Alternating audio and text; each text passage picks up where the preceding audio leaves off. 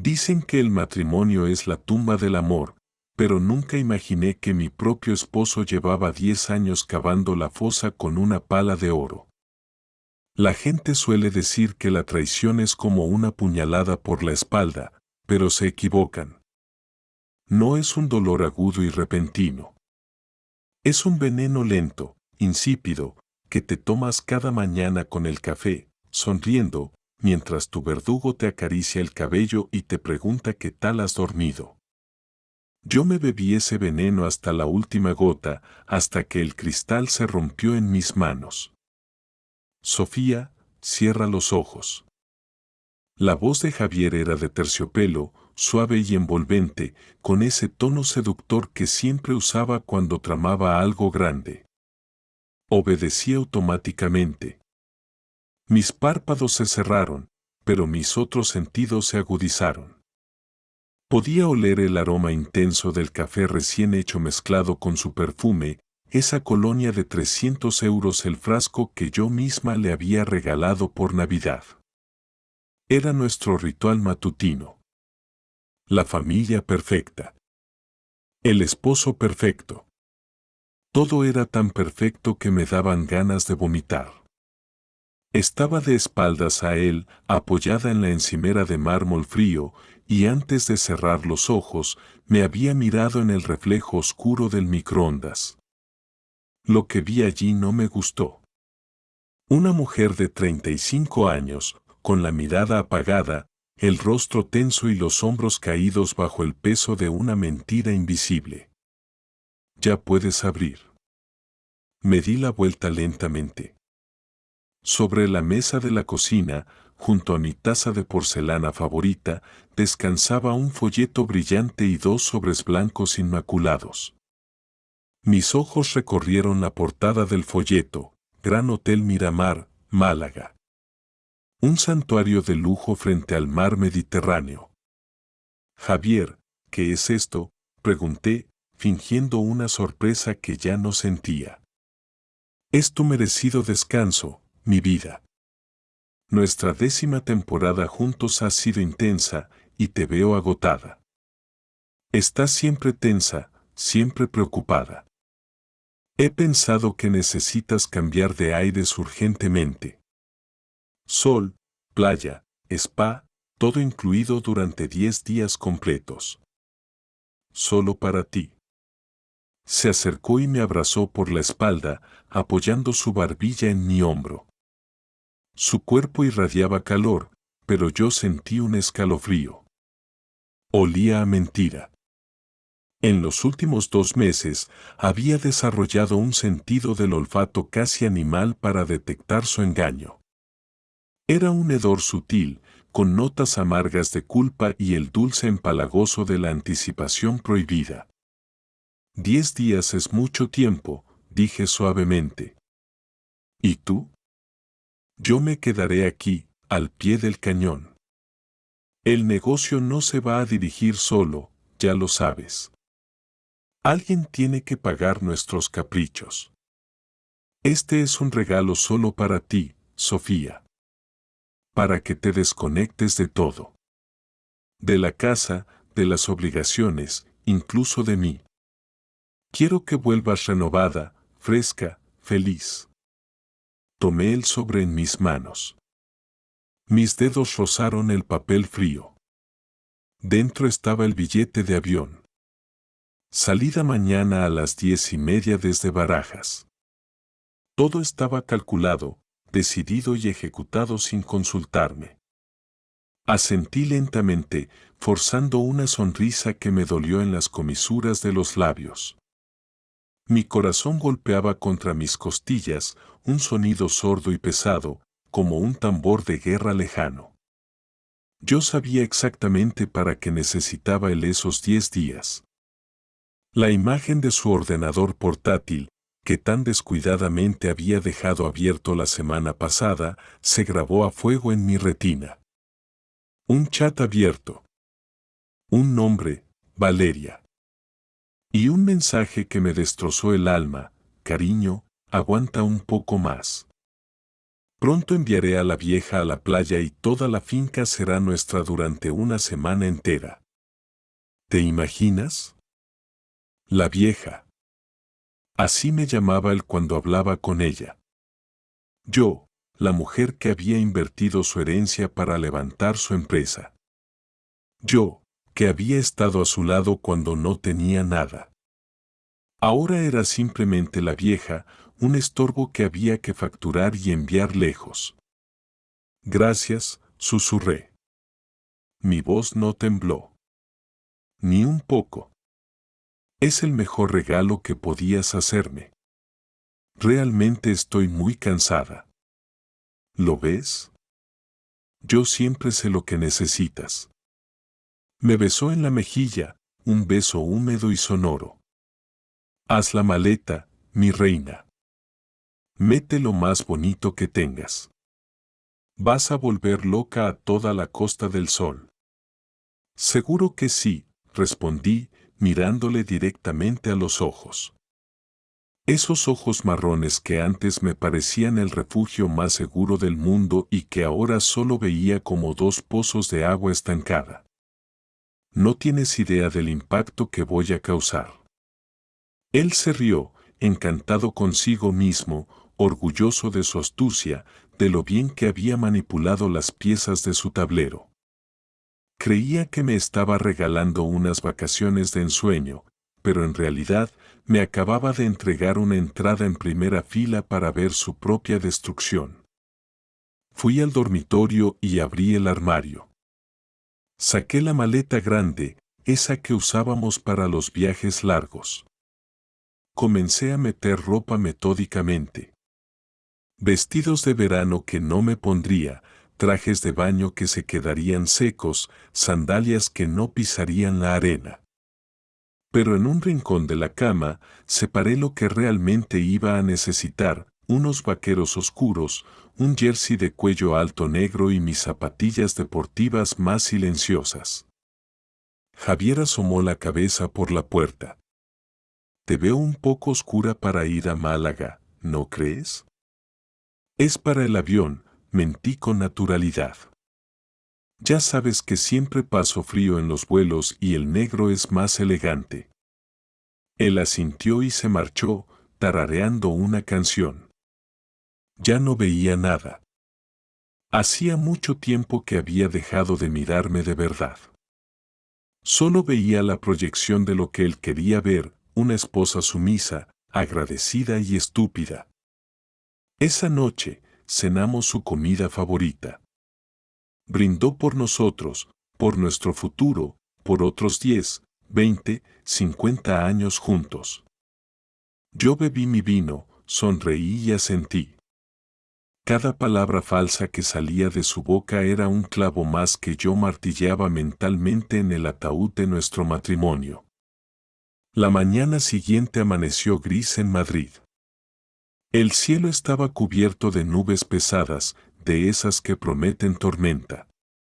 Javier estaba inusualmente nervioso, hiperactivo.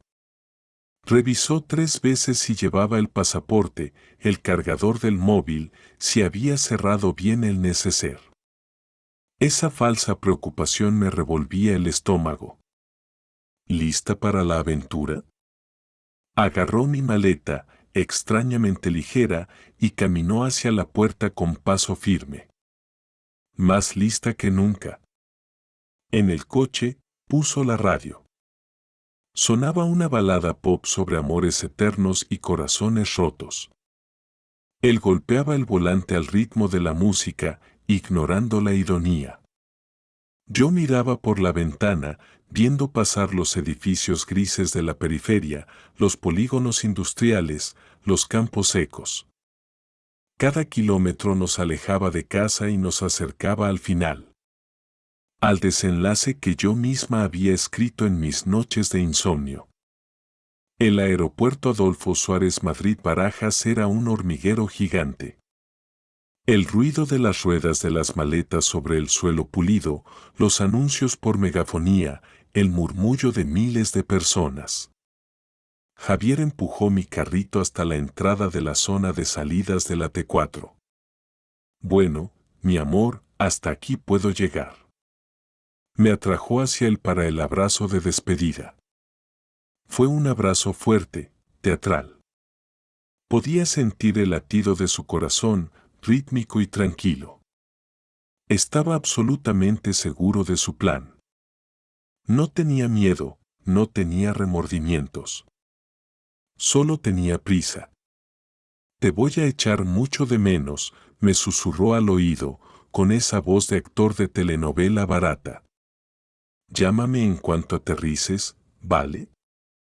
Por supuesto. Me separé de él y lo miré. Quería grabar este momento. Quería recordar esa chispa de triunfo en sus ojos, esa media sonrisa que intentaba ocultar pero que gritaba lo he conseguido. 10 días pasan volando, dijo él, retrocediendo un paso. Ni te vas a enterar. Espero que tú tampoco te enteres, respondí. La frase tenía un doble sentido letal, pero él estaba demasiado ocupado mirando su reloj disimuladamente como para notarlo. Voy a estar hasta el cuello de trabajo. Ya sabes, la auditoría se acerca. Probablemente me quede a dormir en la oficina algún día. Claro, pensé. Solo que tu oficina se llama Nuestra Casa y la auditoría tiene 26 años y conduce un Mini Cooper rojo. Cuídate, Javier. Le toqué la mejilla con la mano fría. Cuídate mucho. Y no mires a nadie más. Él me guiñó un ojo, juguetón. Tú eres la única, Sofía. Siempre. Esa fue la gota que colmó el vaso. Todo el hielo que había dentro de mí se solidificó en una armadura impenetrable. El dolor desapareció. La tristeza se evaporó. Solo quedó una determinación fría y cortante como un bisturí. Adiós, dije. No dije hasta luego. Dije adiós. Hasta pronto, preciosa. Se dio la vuelta y caminó hacia la salida sin mirar atrás ni una sola vez. Estaba convencido de que la obra había terminado y el telón había bajado. Yo me quedé allí, estática, viéndole desaparecer entre la multitud. Una lágrima solitaria rodó por mi mejilla, pero la sequé con rabia. No lloraba por él. Lloraba por los 10 años de mi vida que acababa de tirar a la basura. Esperé 2 minutos. Luego, giré el carrito con mi maleta 180 grados. No me dirigí a los mostradores de facturación. Caminé con paso firme hacia la salida de llegadas. No iba a subir a ningún avión. Mi viaje acababa de empezar y el destino estaba a solo 40 minutos de allí, en nuestra exclusiva urbanización de la finca. ¿A dónde la llevo, señora? El taxista, un hombre mayor con cara de haber visto de todo, me miró por el retrovisor. Mi rostro debía ser un poema trágico. A la urbanización La Finca. Calle Los Álamos, número 7. El hombre silbó bajito. Buen sitio. ¿Se le ha olvidado algo? Sí, dije mirando por la ventana mientras el taxi arrancaba. Se me ha olvidado sacar la basura. Saqué el teléfono del bolso. Mis dedos temblaban ligeramente, no por miedo, sino por la adrenalina. Busqué en contactos, Carmen abogada. Dime, Sofía. La voz de Carmen era seca, profesional, un ancla en medio de mi tempestad. Ya se ha ido. No he subido al avión. Voy para allá. Hubo un silencio al otro lado de la línea. Un silencio denso. Sofía, escúchame bien. Ya hemos hablado de esto. No necesitas hacer esto. Tenemos los correos, tenemos las facturas de los hoteles, tenemos todo. Es suficiente para destrozarlo en el juzgado. ¿Por qué quieres torturarte? ¿Para qué quieres verlo con tus propios ojos? Porque necesito que él me vea, Carmen. Mi voz sonó extraña, gutural. No quiero que se entere por una carta certificada de un juzgado. Quiero ver su cara cuando su mundo se derrumbe. Quiero que sepa que fui yo. Quiero quitarle esa sonrisa de suficiencia de la cara para siempre. Es peligroso, Sofía. No sabemos cómo va a reaccionar. La gente acorralada muerde. No le tengo miedo. Ya no. El miedo se quedó en la terminal del aeropuerto. Está bien. Carmen suspiró, resignada. Plan B: entras, documentas y sales. Nada de gritos, nada de violencia física. Fotos, vídeos y te largas. En cuanto salgas, me llamas. Y por Dios, deja el teléfono grabando audio desde que bajes del taxi. Lo haré. Ten cuidado. Colgué y guardé el teléfono en el bolsillo de mi chaqueta. El taxista me miraba de reojo, percibiendo la tensión que emanaba de mi cuerpo como electricidad estática. El viaje fue silencioso. Madrid se desvanecía y daban paso a las zonas verdes y las vallas de seguridad de la zona más rica de la ciudad. El taxi se detuvo una calle antes de mi casa. Pagué en efectivo y le dije que no esperara. El aire era fresco y olía a pino y a dinero. La urbanización estaba tranquila, sumida en ese silencio respetuoso que solo el dinero puede comprar. Caminé despacio. Mis pasos resonaban en el asfalto. Ahí estaba. Mi casa. Una villa moderna de líneas rectas, hormigón y cristal. La casa que yo había decorado, donde había soñado con tener hijos, donde había puesto cada gramo de mi ilusión. Delante del garaje estaba su coche, el sedán alemán negro. Y justo al lado, bloqueando la entrada como un insulto, había otro coche. Un Mini Cooper rojo brillante, descapotable. Sentí una risa amarga subir por mi garganta. ¡Qué cliché! ¡Qué vulgaridad!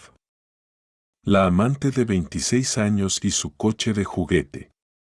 No habían pasado ni 45 minutos desde que me dejó en el aeropuerto y ella ya estaba aquí. Probablemente estaba esperando en la esquina. La puerta peatonal de la valla estaba cerrada, pero yo tenía mi llave.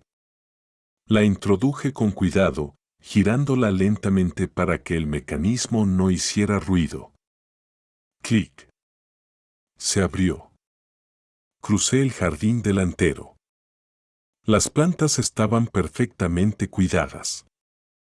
Todo se veía idílico. Saqué el móvil, activé la grabadora de voz y la guardé en el bolsillo trasero del pantalón. Luego, me quité las zapatillas. Me quedé en calcetines sobre el porche de entrada.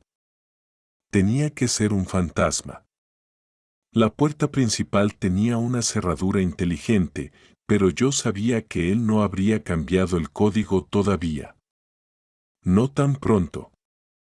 Tecleé los números, 1-0-0-5. La fecha de nuestra boda. ¡Qué ironía! El pitido de confirmación sonó demasiado fuerte para mi gusto, pero nadie salió a recibirme. Empujé la puerta y entré. El recibidor estaba en penumbra.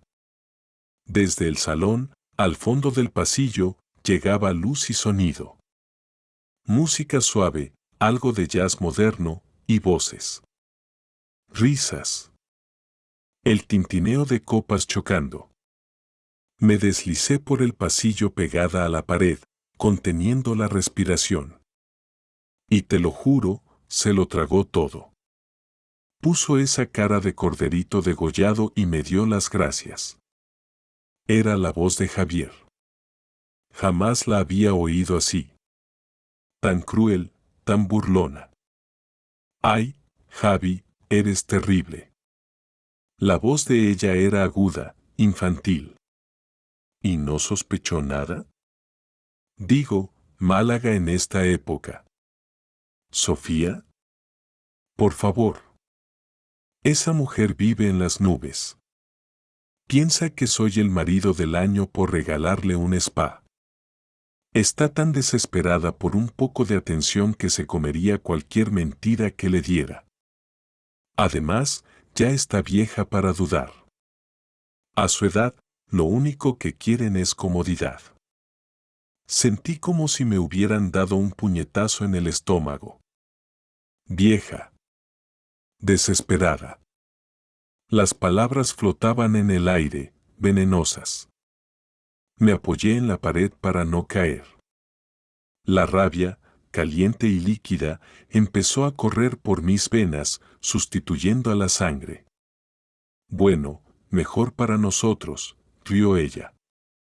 Tenemos toda la casa para nosotros. ¿Me enseñas el dormitorio principal? Siempre he querido ver dónde duerme la señora de la casa. Todo tuyo, nena. Ahora tú eres la señora de esta casa. Al menos por esta semana. No, Javier. Te equivocas. Respiré hondo. Saqué el móvil de nuevo. Abrí la cámara. Mis manos ya no temblaban. Estaban firmes como rocas. Era el momento. Avancé los últimos metros hasta el arco que separaba el pasillo del salón. Estaban en el sofá. Mi sofá de piel italiana blanco. Él estaba desabrochándose la camisa. Ella, una rubia despampanante con un vestido rojo demasiado corto, estaba sentada ahorcajada sobre él, besándole el cuello. Había una botella de champán abierta en la mesa. Estaban celebrando mi ausencia. Levanté el teléfono. Encuadré la imagen. Clic. El flash iluminó la estancia como un relámpago en medio de la noche. El flash del teléfono iluminó la habitación como un relámpago, congelando el tiempo. Por un segundo, la escena pareció una pintura grotesca del Renacimiento titulada La traición. Javier saltó del sofá como si el cuero blanco de repente ardiera. Su cara, esa cara que yo había besado miles de veces, se transformó en una máscara de puro terror. Valeria, la pequeña Valeria, soltó un chillido agudo, ridículo, e intentó taparse con los cojines, como si un trozo de tela pudiera ocultar la magnitud de lo que estaba pasando. Clic. Hice otra foto. Esta vez capturé el pánico en los ojos de él. Clic. Otra más. La botella de champán, las copas, su ropa tirada por el suelo. Cada disparo de la cámara era una sentencia. No me temblaba el pulso. Ni un milímetro. Sentía una calma extraña, casi quirúrgica. Era como si mi alma se hubiera salido de mi cuerpo y estuviera observando todo desde el techo, evaluando los daños, calculando las pérdidas. Javier. ¿Pero qué coño? Él se subió los pantalones a trompicones, tropezando con la mesa de centro. El vino se derramó sobre la alfombra persa, creando una mancha roja que parecía sangre. Sangre de nuestro matrimonio desangrándose allí mismo. Sofía. Su grito fue una mezcla de incredulidad y furia. Se abalanzó hacia mí, con los ojos desorbitados. ¿Qué haces aquí? Deberías estar en el avión. Se supone que estás volando a Málaga. Bajé el teléfono lentamente, pero no dejé de mirarlo. Le sostuve la mirada con una frialdad que lo descolocó. Esperaba ver lágrimas, esperaba ver a la Sofía histérica, a la esposa destrozada pidiendo explicaciones. pero no encontró nada de eso. Solo encontró un espejo que le devolvía su propia inmundicia. Sorpresa, dije. Mi voz sonó plana, sin vida. He decidido que el espectáculo en vivo es mucho mejor que las fotos que me ibas a mandar tú por error, ¿no crees? Él se detuvo a 1 metro de mí. Su cerebro intentaba procesar la situación, buscando una salida, una excusa, cualquier cosa a la que aferrarse. Dame ese teléfono. Dámelo ahora mismo. Extendió la mano, amenazante. Su rostro se contorsionó en una mueca de agresividad que nunca había visto dirigida hacia mí. Siempre había sido el encantador Javier, el hombre de negocios exitoso, el marido perfecto. Ahora, acorralado, mostraba los dientes como una rata. Ni se te ocurra dar un paso más, Javier. No grité. No hizo falta. Había tanta autoridad en mi voz, tanta determinación helada, que él se quedó paralizado. ¿Te has vuelto loca? Estás violando mi intimidad. Esto es mi casa. ¿Tu casa? Solté una carcajada corta y seca. El sonido rebotó en las paredes de cristal del salón. Creo que necesitas revisar tus papeles, cariño. Y en cuanto al teléfono, no te molestes. Las fotos ya están en la nube. Y no solo eso. Hace 10 segundos que Carmen, mi abogada, ha recibido una copia de todo, incluyendo el audio de vuestra encantadora charla en el pasillo. Al mencionar a Carmen, vi cómo el color desaparecía de su rostro. Sabía quién era Carmen. Sabía que era una tiburón en los tribunales. Sabía que estaba jodido. Sofía, por favor. El tono cambió instantáneamente. La agresividad se esfumó y fue reemplazada por esa manipulación barata que tan bien se le daba. Dio un paso hacia mí, con las palmas abiertas, en gesto de súplica. Escúchame. No es lo que parece. Te estás montando una película. Ah, sí. ¿Y qué es entonces? ¿Una reunión de negocios sin ropa? ¿Una terapia de choque? Es solo un desliz. Un error estúpido. Tengo mucho estrés, Sofía, tú lo sabes. La empresa, los inversores, necesitaba escapar un poco. No significa nada. Ella no significa nada. Desde el sofá se oyó un sollozo ahogado. Valeria, envuelta en una manta, me miraba con ojos de ciervo asustado. Javier, ¿qué estás diciendo?, susurró ella. Me dijiste que la querías dejar. Me dijiste que era una amargada. Me giré hacia ella. Mi mirada debió ser terrible, porque se encogió en el sofá. Cállate, le espeté. Tú no tienes vela en este entierro, niña. Tú eres solo el accesorio barato en la crisis de la mediana edad de mi marido. Así que cierra la boca si no quieres que esto sea aún más humillante para ti. Volví a mirar a Javier.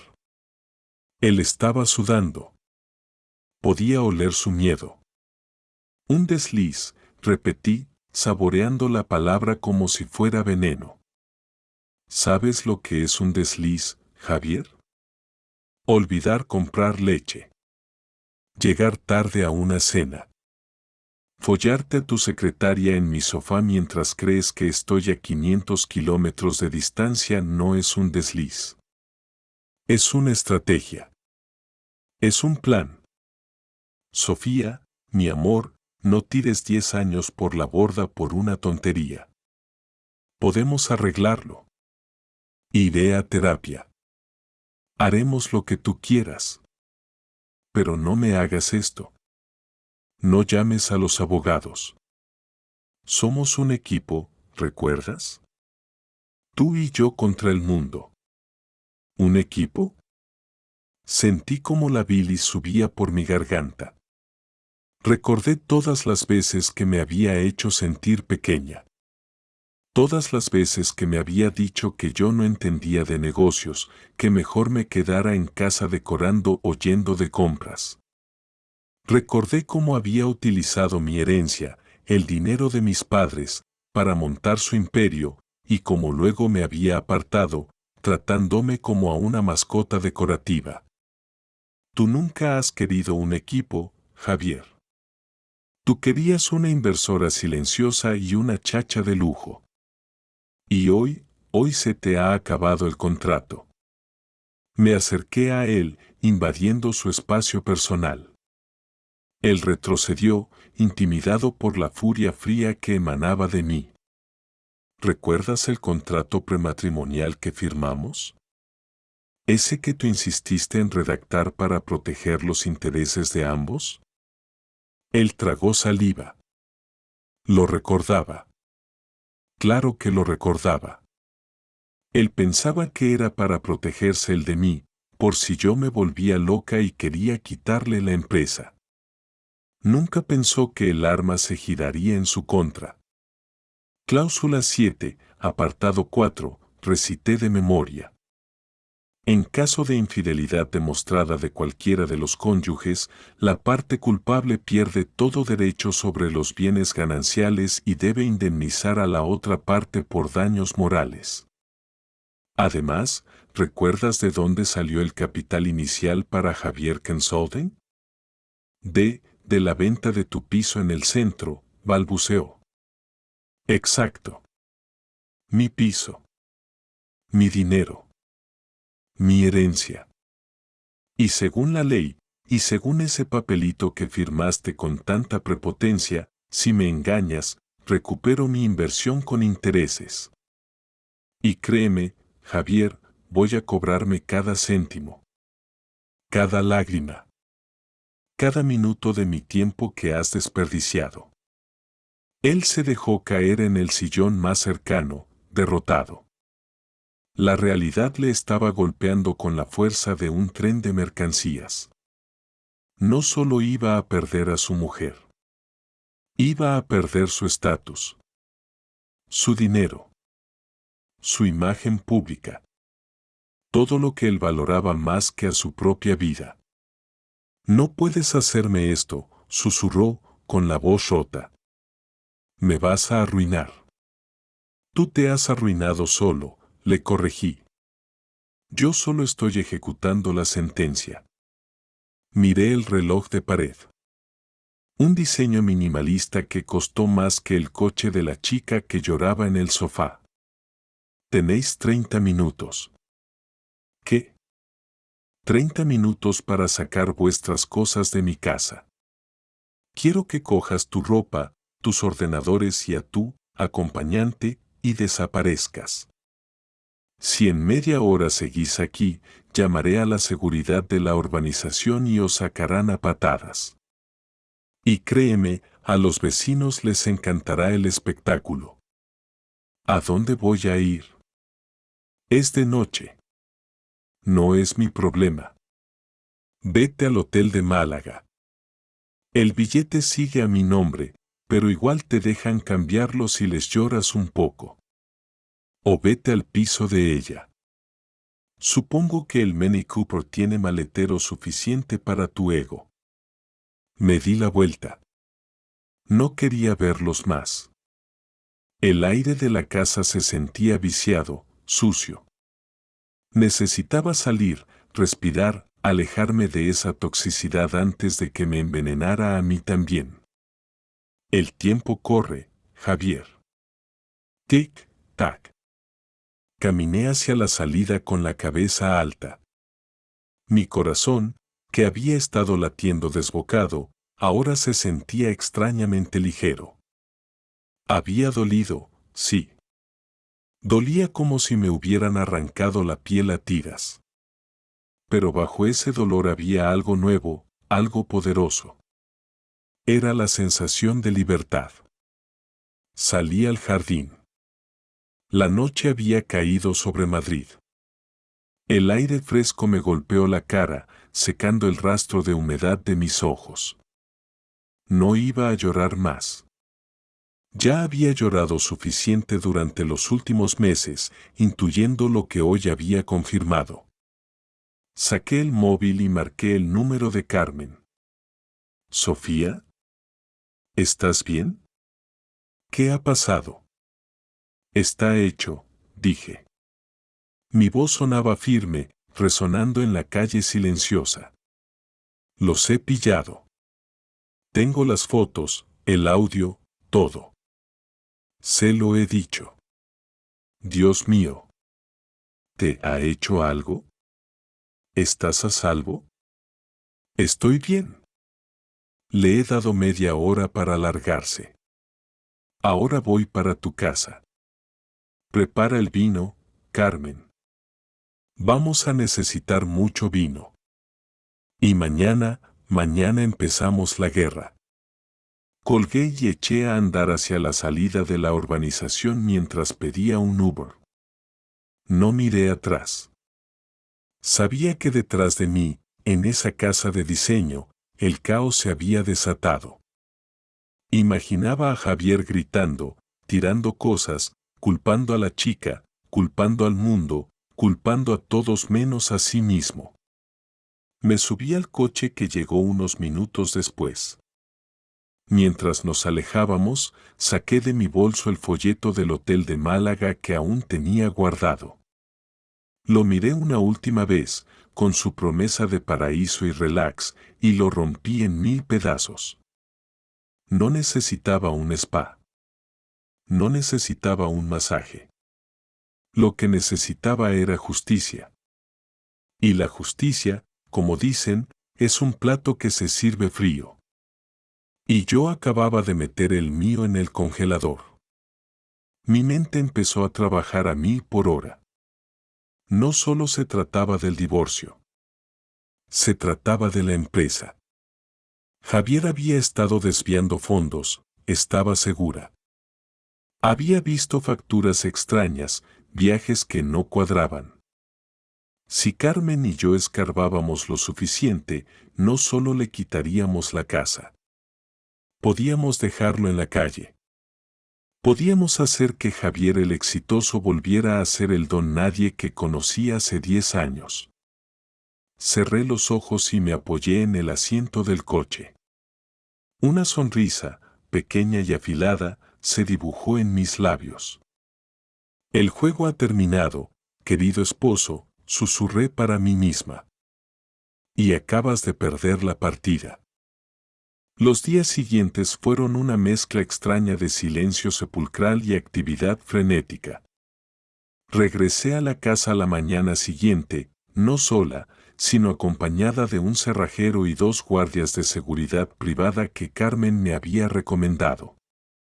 Mientras el cerrajero cambiaba cada bombín, cada código de acceso y cada mando del garaje, yo recorría las habitaciones como una forense en la escena de un crimen. El aire todavía olía a ellos. A su perfume barato, a la colonia de Javier, al olor agrio del champán derramado en la alfombra. Contraté a un equipo de limpieza industrial. Les di una orden simple: quiero que eliminen cualquier rastro biológico de esta casa. Quiero que la desinfecten como si aquí hubiera habido una plaga. Y en cierto modo, la había habido. Me instalé en el despacho de Javier. Era la primera vez en años que me sentaba en esa silla de cuero italiano que él consideraba su trono.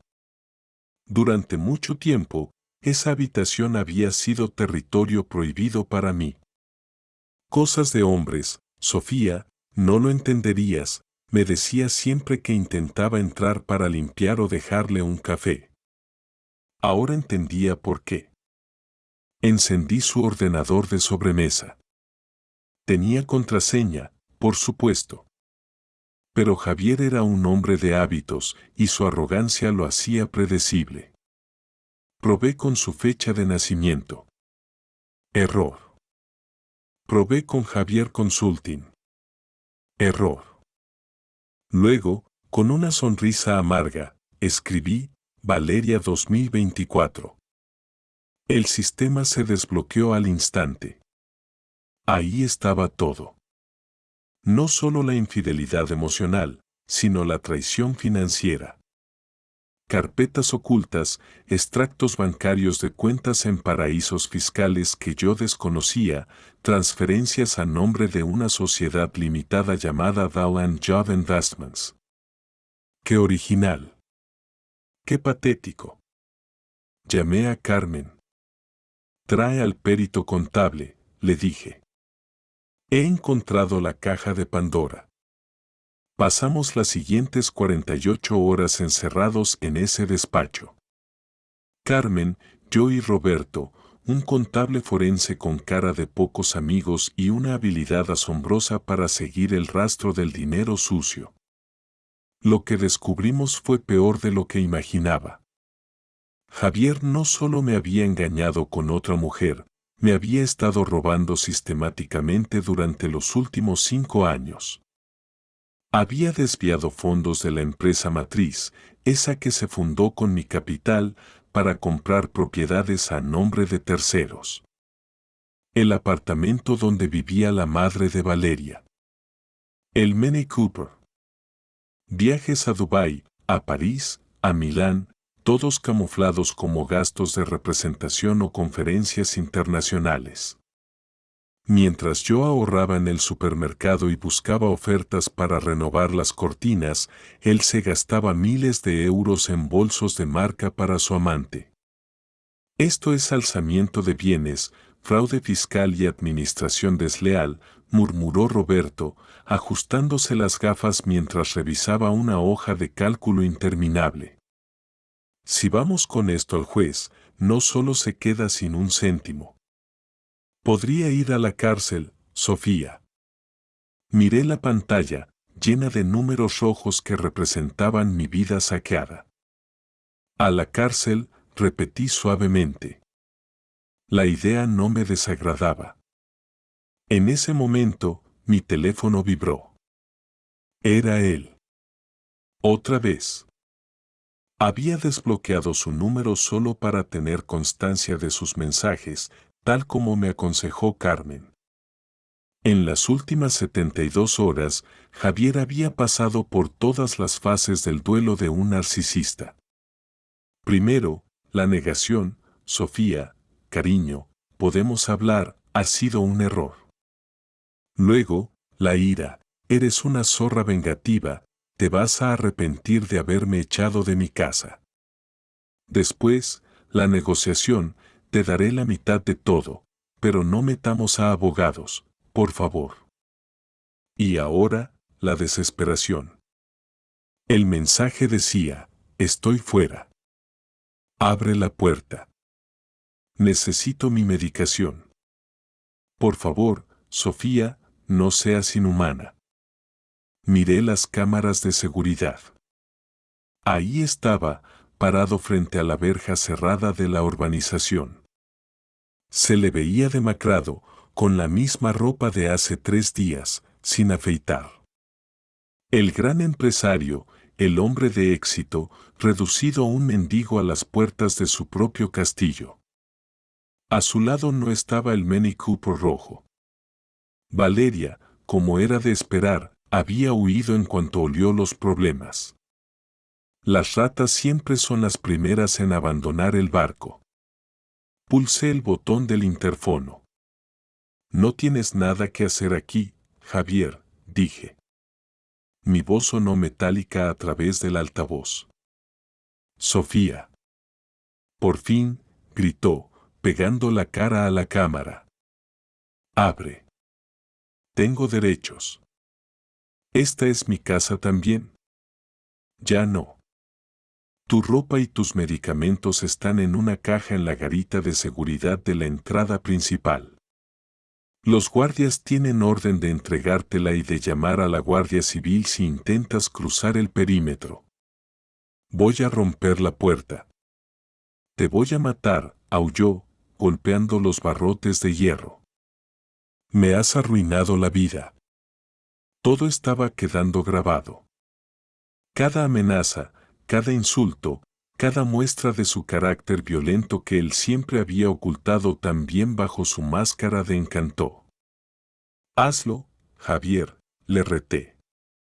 Rompe la puerta. Hazme el favor. Así tendré también una orden de alejamiento antes de la cena. Él se detuvo. Respiraba con dificultad, mirando a la cámara con odio puro. Sabía que había perdido. Dio una patada al aire, escupió en el suelo y se dio la media vuelta, caminando hacia la parada de autobús. Su coche, el Mercedes de empresa, ya había sido embargado preventivamente esa misma mañana gracias a una gestión rápida de Carmen. Volví al despacho. Carmen me miraba con una mezcla de admiración y preocupación. Estás jugando con fuego, Sofía. Está acorralado. No, Carmen. Estoy apagando el fuego. Él fue quien trajo la gasolina. La semana siguiente fue una partida de ajedrez tensa y silenciosa. Javier contrató a un abogado, un tal señor Garrido, conocido por ser sucio y agresivo. Nos citaron en su bufete para intentar llegar a un acuerdo extrajudicial. Carmen me advirtió, van a intentar intimidarte. Van a decir que tú eras una mala esposa, que lo abandonaste, que le provocaste. No entres al trapo. Tú eres la esfinge. Llegamos a la sala de juntas. Javier estaba allí, sentado al otro lado de una mesa de caoba inmensa. Se había afeitado y llevaba un traje nuevo, aunque le quedaba un poco grande. Intentó sostenerme la mirada, pero sus ojos bailaban, nerviosos. Señora, empezó Garrido, un hombre con voz de fumador y una sonrisa de tiburón. Mi cliente está dispuesto a ser generoso. Ofrecemos un divorcio rápido. Él se queda con la empresa, ya que él es el cerebro detrás del negocio, y usted se queda con la casa y una pensión compensatoria de 2.000 euros al mes durante 2 años. Creemos que es más que justo, dadas las circunstancias de inestabilidad emocional que usted ha mostrado últimamente. Carmen ni siquiera abrió su carpeta. Simplemente se rió. Una risa corta, seca. ¿Inestabilidad emocional?, preguntó Carmen, arqueando una ceja. ¿Se refiere a la reacción de mi clienta al encontrar a su marido fornicando en el sofá matrimonial? Señora letrada, cuidemos el lenguaje, replicó Garrido. Esos son alegaciones sin pruebas. Fue entonces cuando saqué mi tablet. La deslicé sobre la mesa hacia ellos. En la pantalla no había fotos de sexo. Había algo mucho más doloroso para un hombre como Javier. Había hojas de cálculo. ¿Pruebas?, pregunté. Tengo gigas de pruebas, señor Garrido. Pero no empecemos por lo moral, empecemos por lo penal. Página 3. Transferencia de 50.000 euros a Inversiones Fantasma S.L. el día 14 de febrero. Página 8. Compra de un vehículo de lujo cargado a la cuenta de gastos de material de oficina. Página 12. Alquiler de un apartamento en el centro cargado como almacén logístico. La cara de Garrido cambió. Pasó de la arrogancia a la alerta profesional. Cogió la tablet y empezó a pasar las páginas rápidamente. Javier, a su lado, se puso pálido como un papel. ¿De dónde has sacado esto?, siseó Javier. Ha saqueado mi ordenador. Eso es ilegal. No, cariño, respondí con una calma glacial. El ordenador es propiedad de la empresa. Y como yo soy la accionista mayoritaria según los estatutos originales que tú redactaste para evadir impuestos, tengo pleno derecho a auditar mis propios equipos. Garrido cerró la tablet y miró a su cliente con furia contenida. Javier no le había contado toda la verdad. Nunca lo hacen. Esto cambia las cosas, murmuró el abogado. No, no las cambia, dijo Carmen, poniéndose de pie. Las define.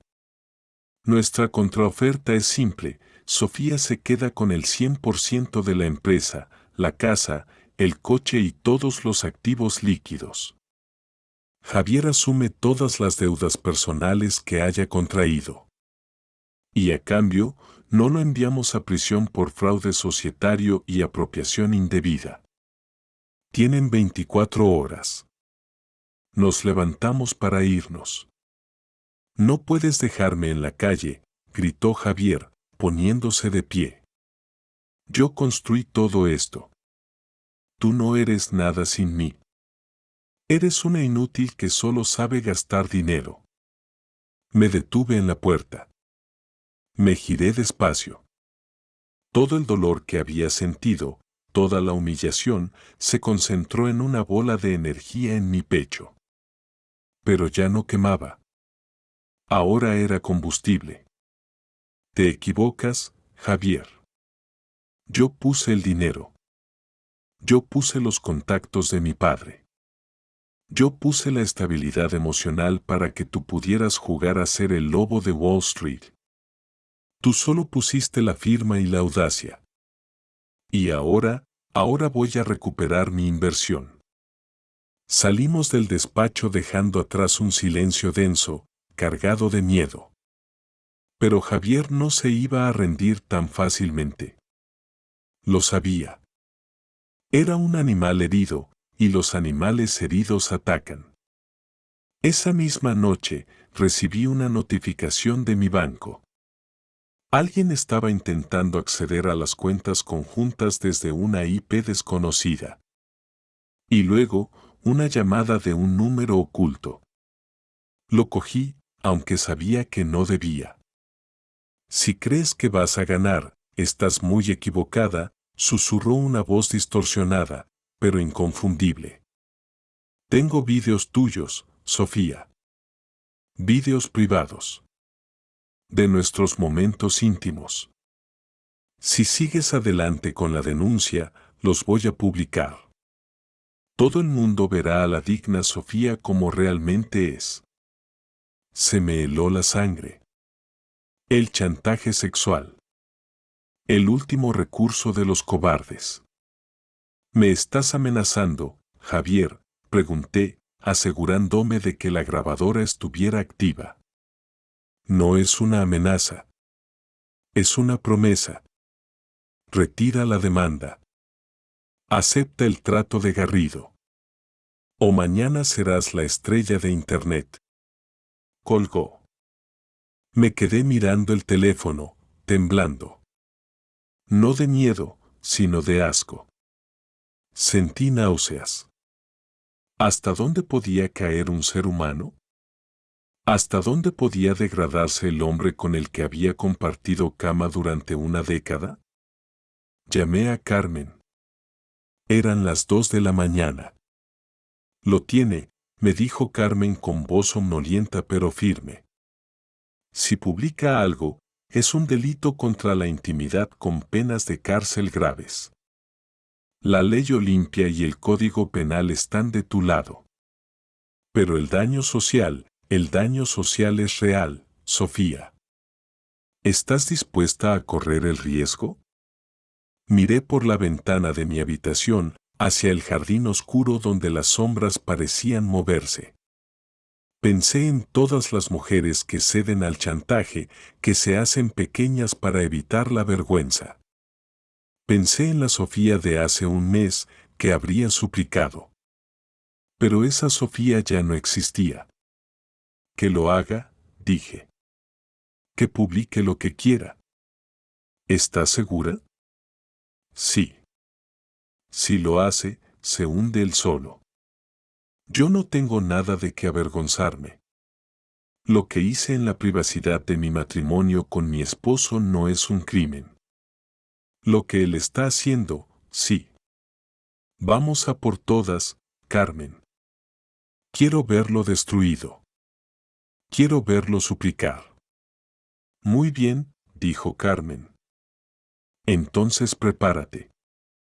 Porque la guerra sucia acaba de empezar. A la mañana siguiente, me llegó un sobre al buzón. No tenía remitente. Dentro había una foto impresa en papel barato. Era una captura de pantalla de un video íntimo. Y una nota escrita con letras recortadas de revista, como en las películas malas, última oportunidad. Cogí el sobre con unas pinzas, lo metí en una bolsa de plástico transparente y me fui directa a la comisaría. No iba a esperar al juicio civil. Iba a poner una denuncia penal por extorsión y amenazas. Javier había cometido el error fatal de subestimarme. Pensaba que la vergüenza me paralizaría. No sabía que la vergüenza se quema muy rápido cuando se le echa la gasolina del odio. Él había cavado su propia tumba y yo estaba a punto de empujarlo dentro. Dicen que el miedo tiene un olor metálico, como a sangre seca o a monedas viejas. Yo nunca lo había creído, hasta que vi a Javier entrar en la sala del juzgado 2 semanas después. Olía a miedo. Olía a derrota. La maquinaria de la justicia, cuando se engrasa con pruebas irrefutables y un buen equipo legal, puede ser terriblemente rápida. Mi denuncia por extorsión y revelación de secretos, sumada a la demanda de divorcio contencioso y la querella por administración desleal de la empresa, había caído sobre él como una losa de hormigón. Aquella mañana, Madrid amaneció despejada, con ese cielo azul intenso que duele a los ojos. Yo me vestí como para un funeral, un vestido negro de corte impecable, tacones de aguja y unas gafas de sol oscuras que ocultaban mis ojeras, pero no mi determinación. Carmen me esperaba en la puerta de los juzgados de Plaza de Castilla. Llevaba una carpeta gruesa bajo el brazo. Era el ataúd de la vida de Javier. ¿Estás lista?, me preguntó, encendiendo un cigarrillo con manos nerviosas. Nací lista para esto, respondí. Entramos. El pasillo estaba lleno de gente, de murmullos, de tragedias cotidianas. Y allí estaba él. Sentado en un banco de madera, con la cabeza entre las manos. Cuando levantó la vista y me vio, sentí una mezcla de lástima y asco. Había perdido peso. Su traje, el mismo que llevaba en la reunión anterior, parecía colgarle de los hombros. Tenía la barba descuidada de varios días y los ojos inyectados en sangre. A su lado, el asiento estaba vacío. ¿Dónde está su abogado?, susurró Carmen, extrañada. El señor Garrido no suele llegar tarde a un espectáculo como este. En ese momento, Javier se puso de pie y se acercó a nosotras. Caminaba arrastrando los pies. Sofía, empezó, con la voz ronca. Tenemos que parar esto. Garrido me ha dejado. Carmen soltó una risita incrédula. ¿Qué te ha dejado? ¿A 2 horas de la vista oral? Eso es inaudito. Me ha dejado porque le llegó la notificación de la denuncia penal por el video, confesó Javier, mirando al suelo. Dijo que él defiende a sinvergüenzas, pero no a criminales estúpidos que dejan huellas digitales en una extorsión. Dijo que no se va a jugar su licencia por un chantajista. Me quité las gafas de sol y le miré directamente a los ojos. Vaya, Javier. Parece que al final te has quedado solo. Ni mujer, ni amante, ni abogado. ¿Qué se siente? Por favor, Sofía. Retira la denuncia penal. Te lo suplico. Si me condenan por eso, iré a la cárcel. Tengo antecedentes por aquella pelea en el bar hace años, ¿recuerdas? Si me condenan ahora, no podré eludir la prisión. Me van a destrozar ahí dentro. Me acordaba perfectamente. Siempre había tenido un temperamento violento cuando bebía. Y siempre fui yo quien lo encubrió, quien pagó las fianzas, quien pidió perdón en su nombre. Pero esa Sofía, la salvadora, había muerto. Deberías haberlo pensado antes de enviarme ese sobre con letras recortadas, dije con frialdad. Antes de amenazar con destruir mi reputación. Tú apretaste el gatillo, Javier. Yo solo me aparté de la trayectoria de la bala. Lo hice por desesperación, gritó, atrayendo las miradas de los curiosos. Estaba acorralado. Tú me quitaste todo. No, Javier.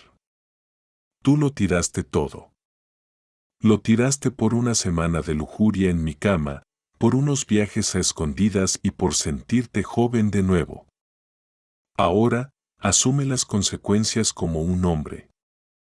Un alguacil salió de la sala y llamó a las partes. Javier García y Sofía Mendoza. Pasen. Entramos. La sala era fría, aséptica. El juez, un hombre mayor con cara de pocos amigos, revisaba los papeles con gesto aburrido. Javier tuvo que solicitar un abogado de oficio allí mismo, lo que retrasó todo unos minutos y predispuso al juez en su contra desde el principio. El pobre letrado que le asignaron apenas tuvo tiempo de leer el expediente. Su cara de horror al ver las pruebas fue un poema. La vista fue una carnicería.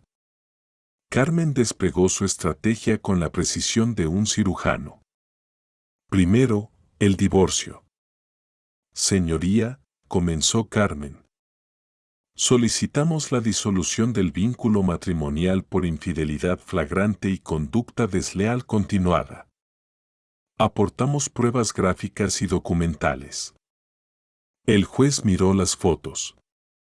Esas fotos que yo había tomado con tanta frialdad.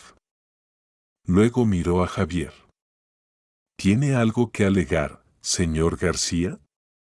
Es una invasión de mi privacidad, balbuceó Javier, repitiendo lo único que sabía decir. Ella entró en la casa sin permiso. La casa es propiedad de la señora Mendoza, cortó el juez secamente. Siguiente punto. Luego vinieron las finanzas. El informe del perito contable era devastador. Desvío de capitales, falsificación de facturas, uso de bienes de la empresa para fines personales y recreativos. Cada página era un clavo más en su ataúd. Javier se iba encogiendo en su silla. Ya no era el león rugiente. Era un ratón atrapado en una trampa de pegamento. Y finalmente, la guinda del pastel. La extorsión. Señoría, dijo Carmen con tono grave. Además de todo lo anterior, el demandado intentó coaccionar a mi clienta amenazándola con difundir material íntimo grabado sin su consentimiento explícito, con el fin de obtener ventajas procesales en este divorcio. Aquí está la denuncia presentada ante la Policía Nacional y el informe pericial del teléfono desde el que se enviaron las amenazas. El juez se ajustó las gafas y leyó el informe en silencio. La sala quedó en un silencio sepulcral. Solo se oía el zumbido del aire acondicionado y la respiración agitada de Javier. Cuando el juez levantó la vista, sus ojos eran dos bloques de hielo. Señor García, dijo con voz calmada pero terrible. En mis 30 años de carrera, he visto muchos divorcios feos. Pero esto es repulsivo. No solo ha traicionado la confianza de su esposa y socia, sino que ha intentado utilizar la violencia digital más bajuna para silenciarla. Pero señoría, yo no. Intentó protestar Javier. Silencio, tronó el juez. Javier cerró la boca de golpe. La sentencia no se dictó en ese momento, por supuesto, pero todos en esa sala sabíamos cuál sería el veredicto. El juez ordenó medidas cautelares inmediatas, embargo preventivo de todas las cuentas personales de Javier, orden de alejamiento de 500 metros respecto a mi persona y mi domicilio, y la retirada de su pasaporte por riesgo de fuga ante la inminente causa penal. Cuando salimos de la sala, Javier estaba destrozado. Se apoyó en la pared, temblando. El abogado de oficio le dijo algo rápido, le entregó una tarjeta y se marchó corriendo, como si quisiera alejarse de un apestado. Yo caminé hacia la salida con la cabeza alta. Carmen me sonrió y me apretó el brazo. Lo hemos conseguido, Sofía. Está acabado. En la puerta del juzgado, Javier hizo un último intento. Se abalanzó hacia nosotras, ignorando a los policías que custodiaban la entrada. Sofía. Espera. Me detuve. Me giré despacio. Él se detuvo a 2 metros, frenado por la mirada de un agente. ¿Qué vas a hacer ahora?, preguntó, con los ojos llenos de lágrimas. ¿Vas a ser feliz viéndome en la ruina? ¿Vas a dormir tranquila sabiendo que el hombre al que amabas va a dormir en un albergue o en una celda? Me quité las gafas de sol por última vez. Quería que viera mis ojos. Quería que viera que ya no había dolor en ellos. Solo había paz. Voy a dormir como un bebé, Javier, respondí suavemente. Porque por primera vez en 10 años, sé que no estoy durmiendo con el enemigo. Y en cuanto a lo que voy a hacer. Hice una pausa dramática. Saqué de mi bolso un billete de avión impreso. No el de Málaga. Uno nuevo. Me voy a Roma. Mañana. A empezar la vida que tú me robaste. Y tú te quedas aquí, con tus mentiras, con tus deudas y con tu soledad. Disfrútalas. Te las has ganado a pulso.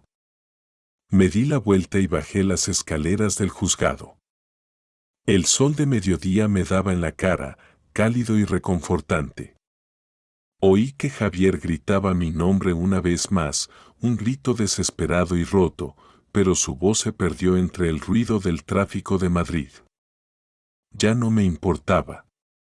Ya no era mi problema.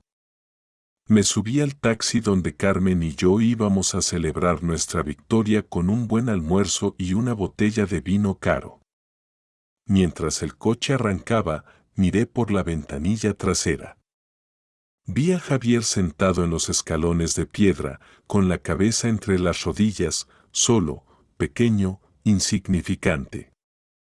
La imagen se fue haciendo más pequeña a medida que nos alejábamos, hasta que desapareció por completo. Y con ella, desapareció el último rastro de la mujer víctima que yo había sido. Esa noche, en mi casa, en mi cama, sola y en silencio, lloré. Pero no fue un llanto de tristeza. Fue el llanto de la liberación. Fue la tormenta que limpia el aire después de un verano sofocante.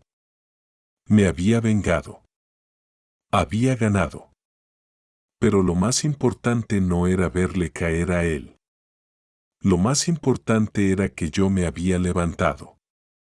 A la mañana siguiente, mientras cerraba la maleta, encontré en el fondo del cajón una foto vieja.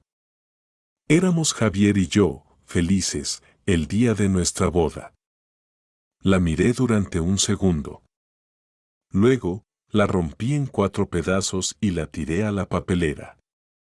El taxi para el aeropuerto estaba esperando. Esta vez, sí iba a coger ese vuelo. Italia me esperaba. El arte, la comida, la belleza. Y quién sabe, tal vez, solo tal vez, una nueva versión de mí misma que aún no conocía. Cerré la puerta de casa con un golpe seco. El sonido definitivo de un capítulo cerrado. Adiós, Javier. Hola, Sofía. Han pasado 6 meses desde que el juez dictó sentencia. 6 meses desde que dejé a Javier sentado en las escaleras de los juzgados de Madrid, convertido en una sombra del hombre arrogante que creía ser el rey del mundo. Roma me recibió con un caos maravilloso. Al principio, me costó acostumbrarme. Me despertaba sobresaltada por las noches, buscando el lado vacío de la cama, esperando escuchar los ronquidos de Javier o, peor aún, el silencio de sus mentiras.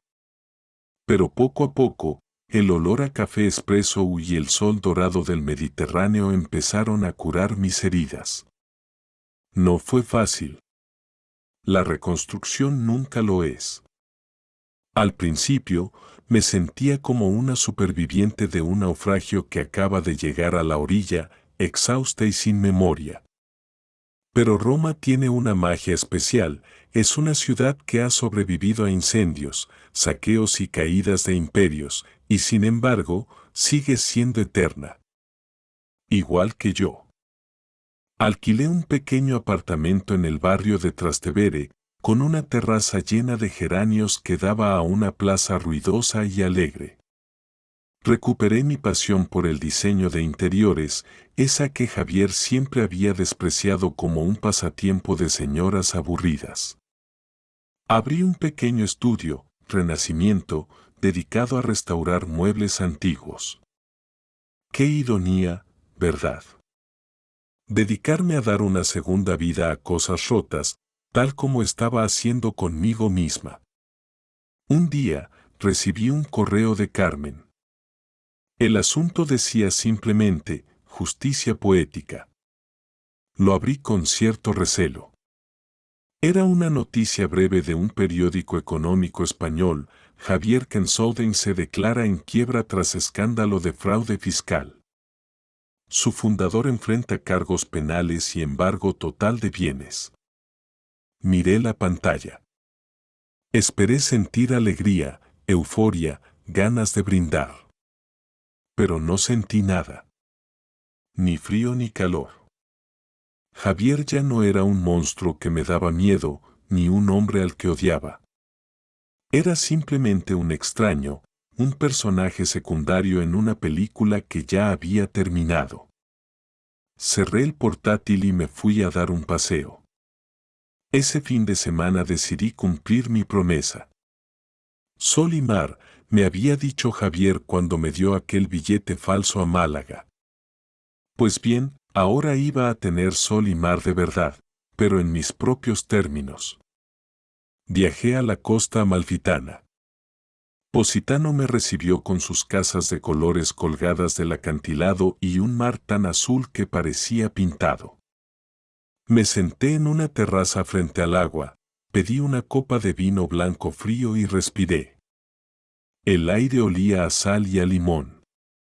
Por primera vez en 10 años, no tenía que pedir permiso, no tenía que justificar mis gastos, no tenía que preocuparme por si mi marido estaba trabajando hasta tarde. Estaba sola, y sin embargo, nunca me había sentido tan acompañada. Me tenía a mí misma. ¿Está ocupada esta silla? Una voz profunda me sacó de mis pensamientos. Levanté la vista.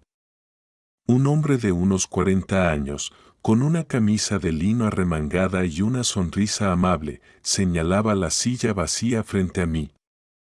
No, respondí en mi italiano aún vacilante. Está libre. Él se sentó. No intentó ligar conmigo de esa forma agresiva y barata que usaba Javier. Simplemente pidió un café y sacó un libro. La Divina Comedia. Me miró por encima de las páginas. Parece que está celebrando algo, dijo en un español con un ligero acento italiano encantador. O quizás, despidiéndote de algo. Ambas cosas, sonreí. Me llamo Sofía. Yo soy Alessandro. Mucho gusto, Sofía. Hablamos durante horas. De arte, de comida, de la vida. Alessandro era arquitecto, un hombre que construía cosas para que duraran, no para aparentar. No hubo mentiras, no hubo juegos de poder. Solo dos adultos compartiendo un momento de verdad frente al mar. Cuando el sol se puso, tiñendo el cielo de naranja y violeta, él me miró a los ojos. No había esa chispa depredadora que yo había aprendido a temer. Había curiosidad y respeto. ¿Te gustaría cenar conmigo?, preguntó. Sin presiones. Solo pasta, vino y buena conversación. Pensé en mi miedo. Pensé en mi promesa de no volver a dejar entrar a nadie. Pero luego miré mis manos. Ya no temblaban. Ya no llevaba el anillo de casada que me pesaba como una cadena. Me encantaría, Alessandro, dije. No sé qué pasará mañana. No sé si Alessandro será el amor de mi vida o solo un buen amigo en este viaje. Y sinceramente, no me importa.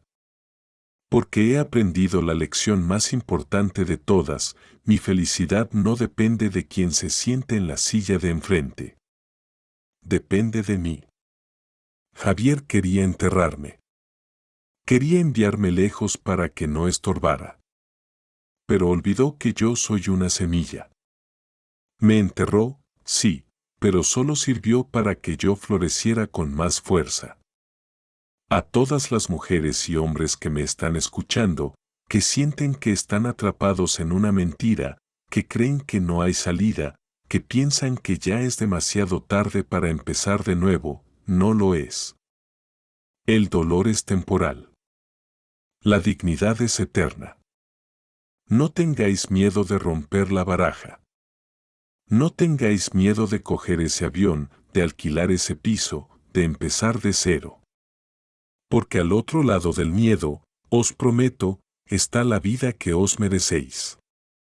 Gracias por acompañarme en este viaje, por sentir mi dolor y mi victoria como vuestras. Sois mi fuerza. Y recordad, la mejor venganza no es destruir al otro. La mejor venganza es ser inmensamente feliz sin él.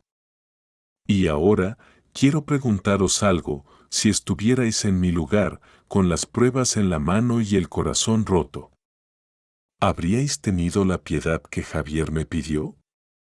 ¿O habríais apretado el botón nuclear como hice yo? Dejadme vuestra respuesta en los comentarios. Os leo desde Roma, con una copa de vino en la mano y una sonrisa en los labios. Hasta la próxima historia.